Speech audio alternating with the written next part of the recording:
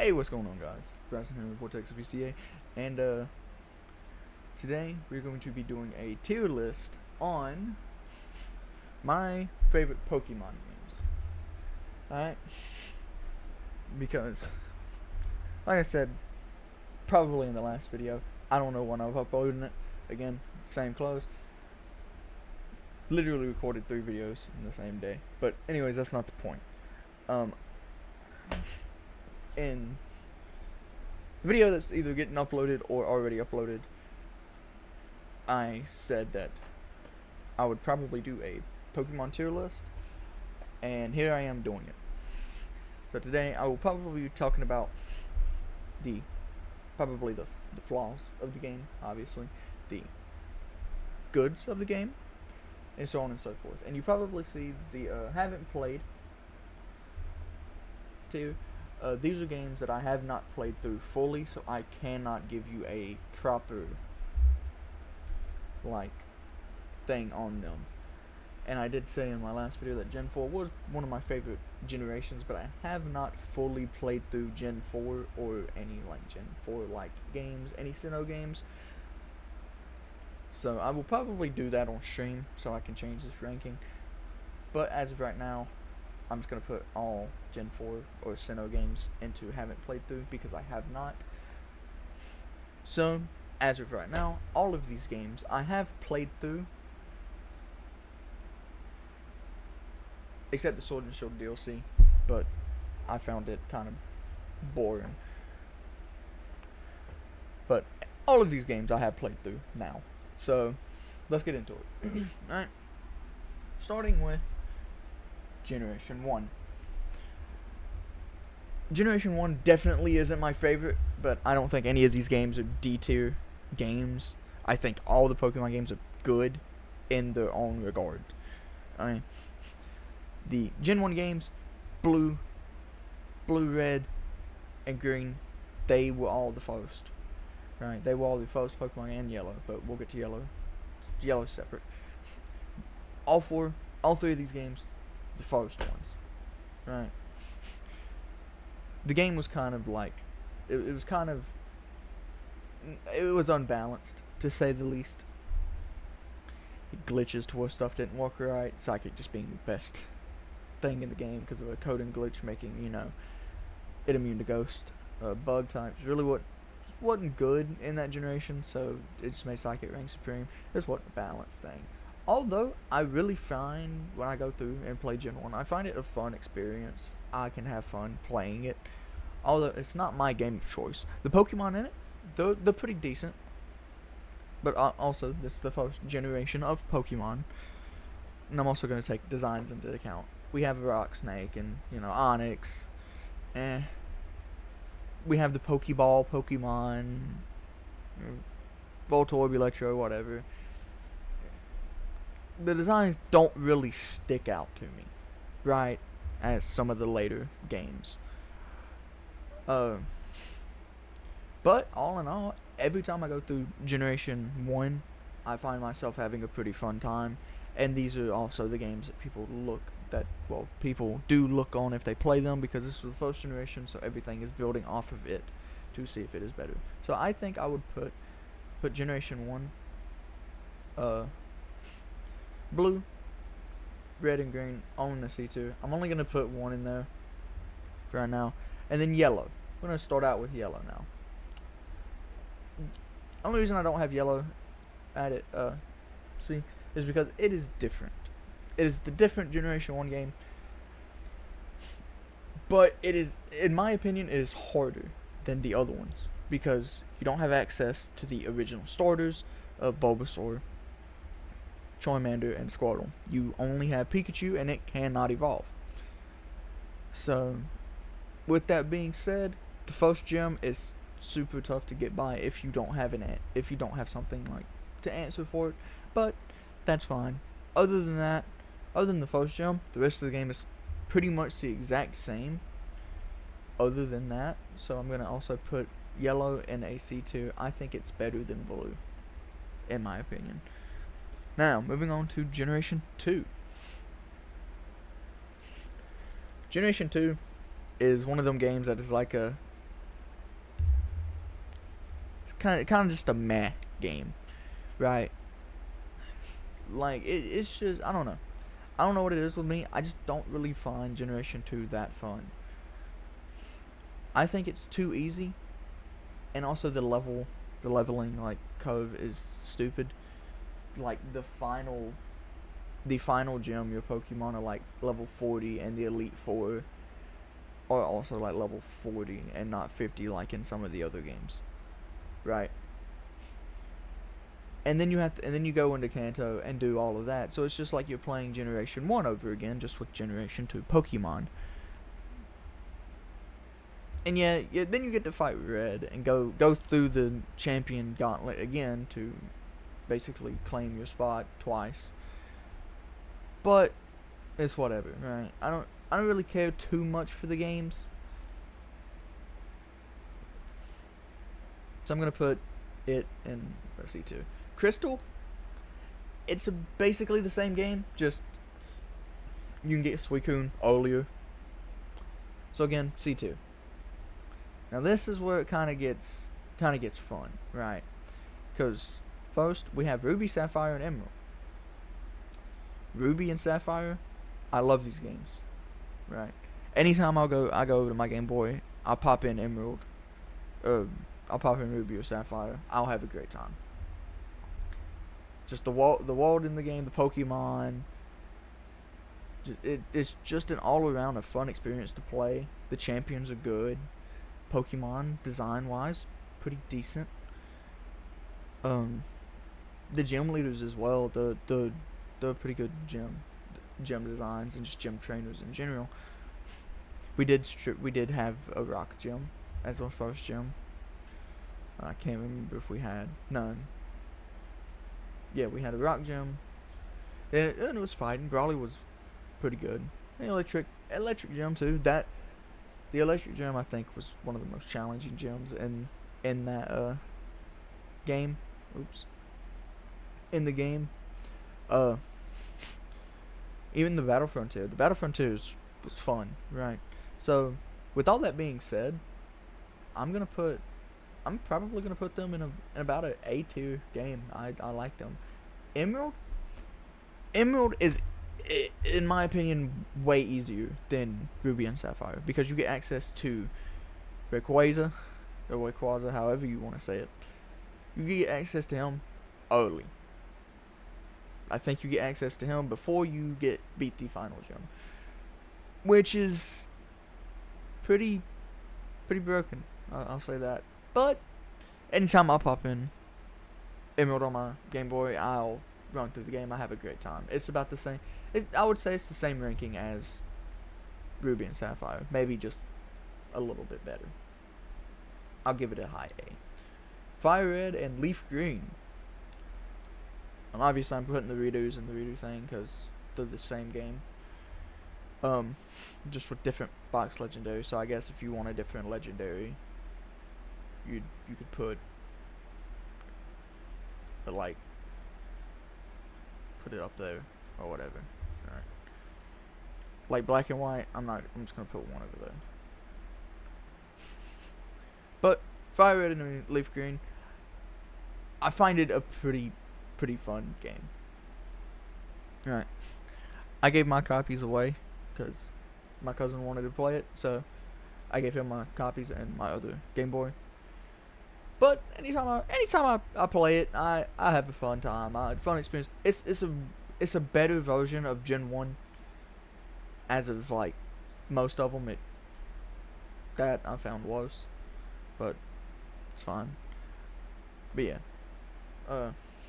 Fire Red and Leaf Green, a pretty solid game, I would say. Gym leaders feel pretty good. The Pokemons feel good. The game looks good. It is still like it's Kanto still, so it's like if you play Gen 1, you're gonna know what everything is, right? I think there's some new stuff in it as well. It's been a while since I've played any of these games, by the way, so just bear with me because I might have forgotten some stuff or not. But all in all, Fire Red, pretty solid game. I'll put it in B2. And also after this tier list, I will be going back and playing through all of the games and I will be playing through Gen 4 or the Sinnoh games as well. The Sword and Shield DLC, I'm not gonna be playing through it because I just found it boring. Sorry, not really. But yeah, I will be playing through all of this, and I probably will be updating the tier list. So just wait for that. Um, anyways, hopping to Gen 4. I didn't play many Gen 4 games, as you can see. I didn't play through them a lot. I think the only one that I actually played through, I didn't finish though, was Platinum, and from Platinum I could say it was A tier, but since I haven't finished the game, I'm going to put it at a haven't played because I haven't fully went through the game. I know Cynthia's a lot easier than in Diamond and Pearl, so that would probably get like a B tier just because they kind of nerfed her. But Brilliant Diamond and Shining Pearl, I would probably put probably an A tier or B tier because what I played of it, I liked it. Even though many people, I don't think, liked the game. But anyways, Gen 4, Heart Gold, Soul Silver. Again, depending on the box, legendary, whatever, but it's the same game all around. Heart Gold and Soul Silver. One of the first Pokemon games I've played, other than Gen 5 games. I'm gonna say I liked them. I loved them.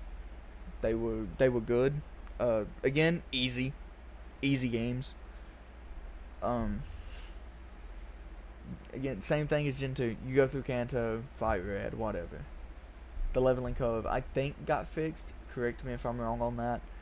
But again, it just felt like my Pokemon were just low levels going into the Elite Four, and that's probably shouldn't be like possible, right? You should have at least like level 50 to 60 Pokemon going into the Elite Four because they're really high level late game. So you should not have low 40s, low mid 40s going into the Elite Four. But all around, anytime I do this, it's just a fun experience. I'll probably put it at a B. I'm gonna put Emerald in S as well. I'm gonna change that. Put Emerald in S. Gen 5, Black and White. Now these two games, Black and White, were my first ever games. First ever DS game. First ever Pokemon game. I'm pretty sure I do have my save file for Black and White. I think it's for one of them for Black. I think I 100%ed the game completely. So I put some time into the game. Game's fun. I love Gen 5. It's probably my favorite region. Probably my favorite region as well, just ever. Unova is great, or Unova, either way you want to say it. Just for Black and White 1, the gym leaders were great. The first gym leader is unique as well, very, very unique. Because Silent, Chili, and Crest, they just, depending on your starter, they make you fight the one that you're weaker to. Which is a good take on gym leaders because it gives you an extra challenge to where you have to play around stuff. Gen 2 is a normal gym, and that gym is one of the hardest gyms in Gen 5 games, ever, I think.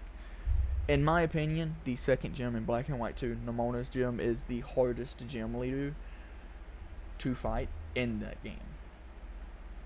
Black and White 2, probably not. That's probably going to go to actually, no. Probably the hardest gym leader in them too, because Black and White 2, I just didn't find myself actually struggle against a gym leader as much as I did in Black and White 1. But yeah, Black and White 1, the designs of the Pokemon were kind of, well, I liked them, but some of them were lackluster. I mean, we literally got a garbage Pokemon. The gym leaders were great. We got a bug gym leader, which I don't think we had one of them since Bugsy in Gen 2. And I mean, of course the remake, but we haven't had a one since Gen 2, which is pretty good. Pretty good. We get a bug gym leader. Elisa's gym. Actually, as a matter of fact, Black and White 2's Elisa gym gave me a lot of trouble whenever I was younger. That I would say it challenges Nemona for the hardest gym leader in Gen 5. Then we had Clay. Clay's been easy. Like Clay, no matter your pick of Pokemon, in Black and White 1, you could go down to the Drifell complex or whatever it was called, and go get you an Ice type, a Vanillite, and wipe wipe out Clay. Black and White 2 is a little harder because you didn't have really. I don't think you didn't have access to that because you got turned into the Pokemon World Tournament or the PWT. So you'd kind of have to play around some stuff. If you picked Tepig, you would still be fine because of its fighting type. You could just basically one shot everything. And if you picked Oshawott or Snivy, you'd just roll his gym. And Skyla was easy, just in general. No matter your pick of starter, you could get an Emolga in like right before her gym, yeah, in both games. So her gym's really never been troublesome. Her design of her gym in the first game is actually really cool too. The cannons. Clay's kind of stayed the same. Bogue's changed from the paintings to the other one. But her design of the gym is pretty good. I liked it. Then we got to Bryce. He's the Ice type gym leader. He kind of gave me trouble because I always chose Oshawott in my runs, but he gave me a little bit of trouble. I'd say he gave me a lot of trouble because I didn't really use fighting types and everything, so it's kind of like a If you picked Snivy, if you didn't have like a good balanced team for him, he'd kind of give you trouble if you picked Snivy. Oshawott, not really. If you picked Tepig, he'd be an in-boy by then, you'd roll him. Then Drayden Gym, the 8th gym leader, is so good. If you picked, by then you would have, if you stuck with your Vanillite, it'd be Vanillux, and he would roll Drayden. But if you didn't, and you just had like, and you still had Samurai, you'd have Ice Beam on him. So he's pretty good. Drayden, I think, is a good gym leader. Overall, other than you having to refight the Elite Four to get champion, Black and White is still probably one of my favorite games, Pokemon games to date. Black and White 2. I'm just gonna put it in this. It's my favorite Pokemon game of all time. I'll just go ahead and say that one. Nothing comes close to it at all. Nothing comes close to it in the slightest. The Pokemon's still the same, but you get access to all the other Pokemon from all the other generations, which we haven't seen that in a while. The gym leaders get changed. The harder gym leaders now. 3 of the gym leaders got like completely changed around. You start in a whole new area. You go through the region differently now. Some stuff you can't access until post game. The only gripe that I have with the game is Pokestar Studio. I hate it. I think everybody hates Pokestar Studio.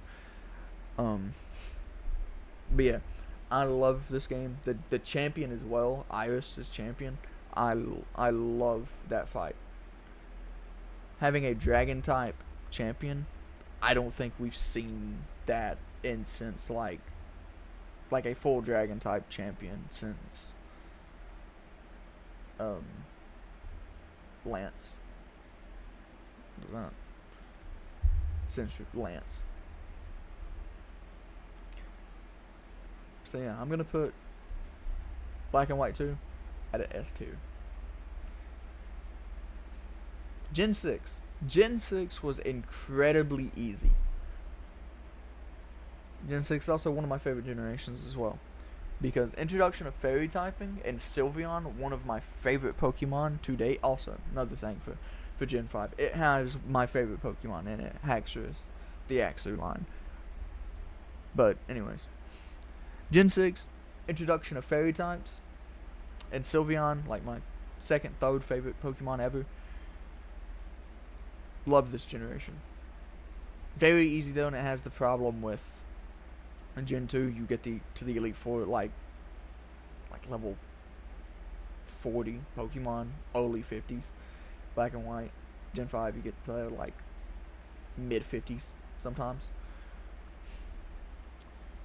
But yeah, you get access to the legendary very early as well. I think like sixth gym, I think maybe, and you also get megas at before you go to the third gym, I think. So yeah, before the third gym, you get a mega. Before the third or fourth gyms, you get a mega, and you can get megas from there on out. So the game is very, very easy. It is. It's also the game that introduced megas. So they wanted to show it off, but the problem is no trainer used megas. So you just so you just rolled through the game. But with that being said, I'm gonna put them at an A2. Straight in an A. A good solid around game. I like it. Omega Ruby and Alpha Sapphire, I'm gonna put in an S.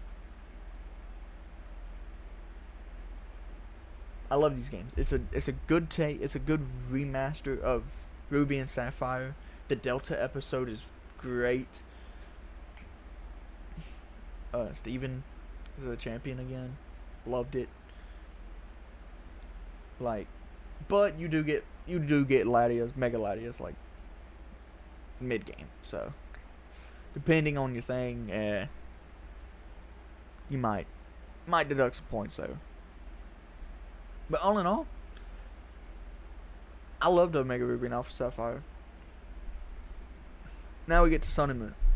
I didn't care for Sun and Moon that much. The Totem Pokemon, Z moves, I mean they were fun. I'd play through the game and have a great time, but I just didn't really care for the games. So I just put them in a B2, right? Because I don't know why I didn't care for it. I just didn't. It just felt like the game kind of dragged a little bit. Going through the different islands is a great take, but I just didn't really care too much for the gameplay of it because it just felt bland. And then they had Ultra Sun and Ultra Moon to fix the problems, and they did. Except they made the game a lot harder. Ultra Necrozma.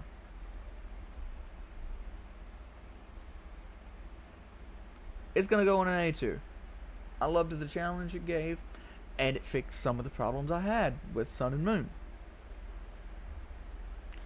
And then we get to the first first ever Switch game.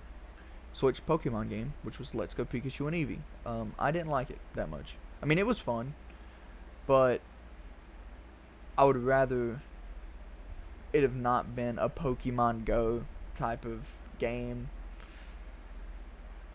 I'm gonna put it in a C2. Sorry if you liked the game. I liked it, but it just felt weird. Again, you're in Kanto. You either have the choice of Pikachu or Eevee as a starter,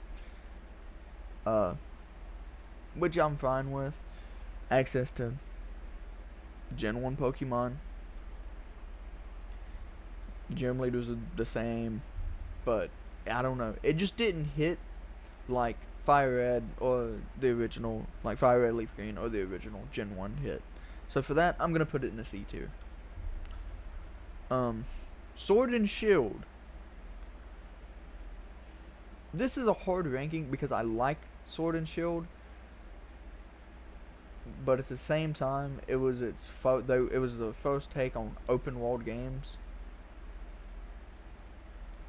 On an open world game, and it was just kind of right. Like, it was good, don't get me wrong, but Dynamaxing, Gigantamaxing, the replacement of Mega Evolutions didn't really hit as much, right? But with that being said, if I go back and play the games, I'm not going to be upset about it. I'll put it in a B. It's low B. It's probably on the lower end of B. So, yeah. Almost to a C, which is fine. I will go back and like actually fully rank them here in a minute whenever I'm done placing them. Legends of Arceus, playing through it, haven't finished it. Probably should have started putting it there. Scarlet and Violet.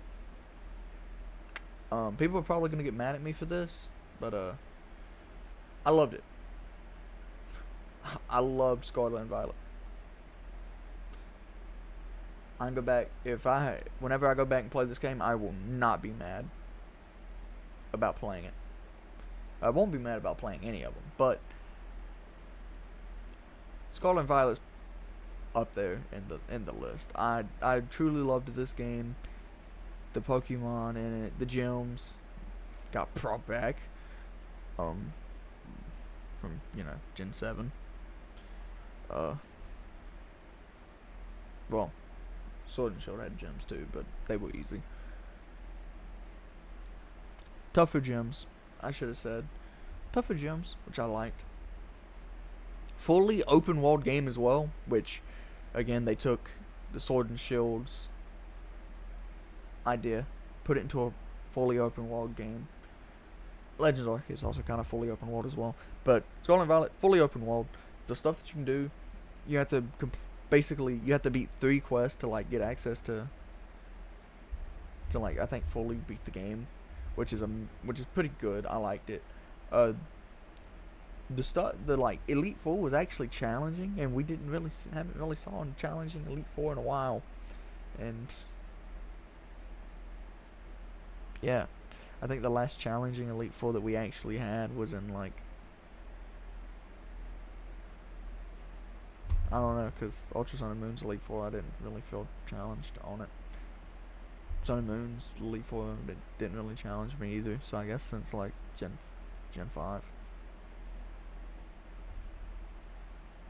like 4 generations of just an easy Elite Four, in my opinion. Which again, all of this subject change because I haven't played through some of these. But yeah, and then we have the DLC for good old Scarlet and Violet. And where will I be placing this?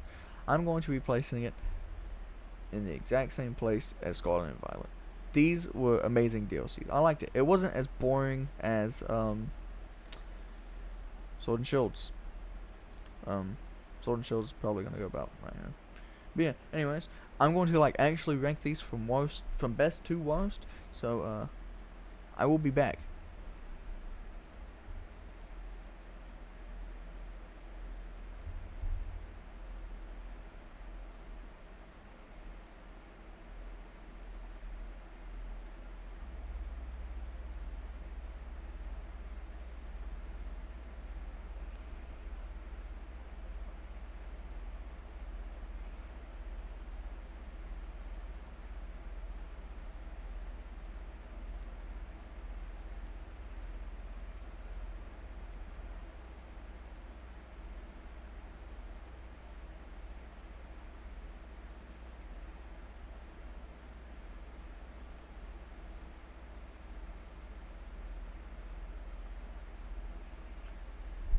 Alright, and here's my ranking. They kind of shifted a little bit. S2 didn't really shift that much.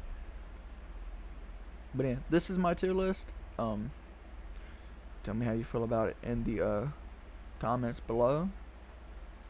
And yeah, we can discuss this in the comments. If y'all want to discuss my tier list in the comments, go for it. Like, share, subscribe if you want to, and I'll see you guys in the next one. Peace.